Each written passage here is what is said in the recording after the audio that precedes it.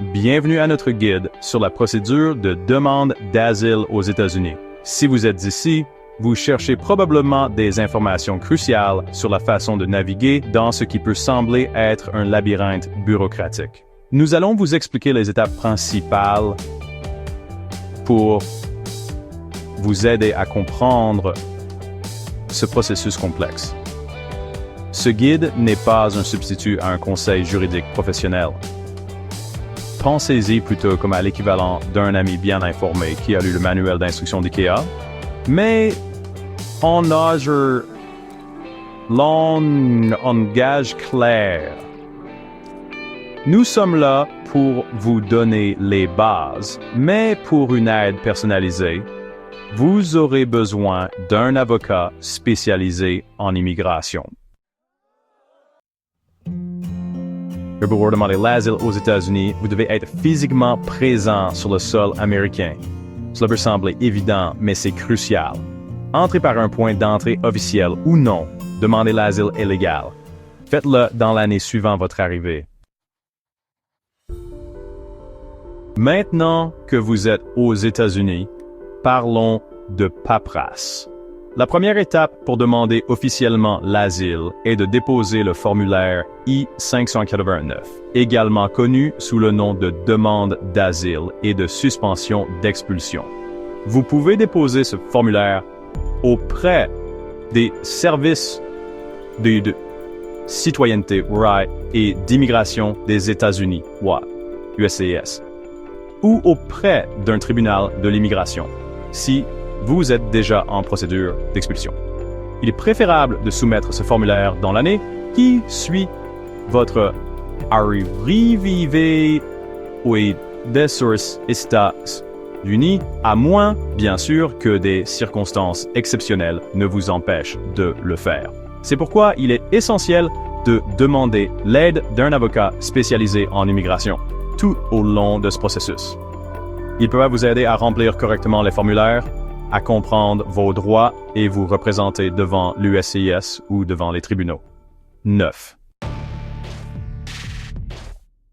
Une fois que vous avez déposé votre demande, vous recevrez, espérons-le, un accusé de réception de l'USCIS. Ensuite, préparez-vous pour votre premier plan rapproché avec le gouvernement américain, car vous serez convoqué à un rendez-vous biométrique. Il s'agit de vérifier votre identité, ce qui implique généralement la prise d'empreintes digitales et de photos. L'objectif de ce rendez-vous est de s'assurer que vous êtes bien celui que vous prétendez être et de vérifier s'il y a des drapeaux rouges dans votre passé.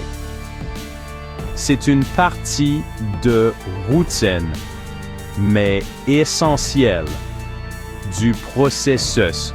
Alors, ne manquez pas ce rendez-vous. Si vous avez déposé votre demande auprès de l'USCIS, préparez-vous pour l'entretien. Vous discuterez de votre demande en détail avec un agent de l'USCIS. Soyez honnête et direct dans vos réponses. Un avocat peut vous aider à vous préparer et protéger vos droits. Après ce qui semble être une éternité, l'USCIS prendra enfin une décision concernant votre demande. Si votre demande est approuvée, félicitations, vous avez réussi. Vous obtiendrez le statut de réfugié, ce qui signifie que vous pouvez vivre et travailler légalement aux États-Unis. Vous aurez au Bridge Rider Breeze Hans, vous aurez également accès à certains avantages et services, comme l'aide à la réinstallation et des cours d'anglais. Cependant, si votre demande est rejetée, ne perdez pas espoir. Vous avez le droit de faire appel de la décision devant un tribunal de l'immigration. Ce sera un tout autre processus avec ses propres défis et complexités. Si votre demande est rejetée par l'USCIS, vous serez convoqué devant un tribunal de l'immigration. Vous devrez présenter votre cas devant un juge de l'immigration. Avoir un avocat expérimenté à vos côtés est crucial. Il peut plaider votre cause et naviguer dans les complexités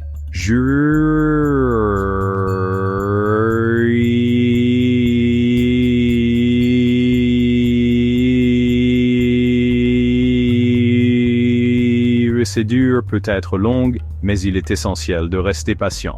Vous vous battez pour votre droit d'être en sécurité et en vie. Si votre demande d'asile est rejetée par un juge de l'immigration, vous avez encore des options. Vous pouvez faire appel de la décision devant la Commission d'appel de l'immigration, BIA.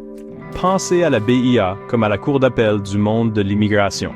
Ils examineront votre cas et décideront si le juge de l'immigration a commis une erreur. Si la BIA rejette votre appel, vous pouvez essayer de porter votre cas devant les tribunaux fédéraux. C'est le dernier recours. Et c'est une démarche complexe et difficile. Mais pour certaines personnes, c'est le seul espoir d'obtenir l'asile aux États-Unis. Le processus d'appel peut être long et coûteux. Et il n'y a aucune garantie de succès. Si votre demande d'asile est approuvée, félicitations. Vous avez maintenant la possibilité de reconstruire votre vie aux États-Unis. En tant que réfugié, vous avez droit à certains avantages et protections. Vous pouvez faire venir votre famille aux États-Unis. Après un an, demandez le statut de résident permanent. Cela vous permettra de voyager librement.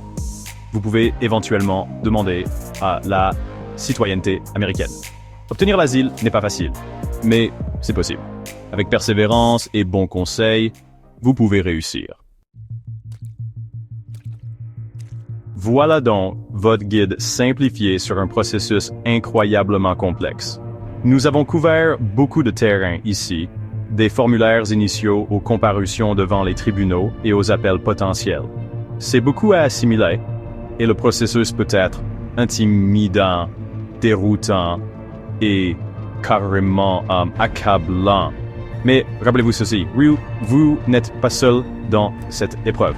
Il existe des organisations et des individus qui peuvent vous apporter leur soutien et leurs conseils tout au long du processus. N'ayez peur de demander de l'aide lorsque vous en avez besoin. Merci d'avoir suivi notre guide sur la procédure de demande d'asile aux États-Unis. N'oubliez pas de consulter un avocat spécialisé en immigration pour des conseils personnels.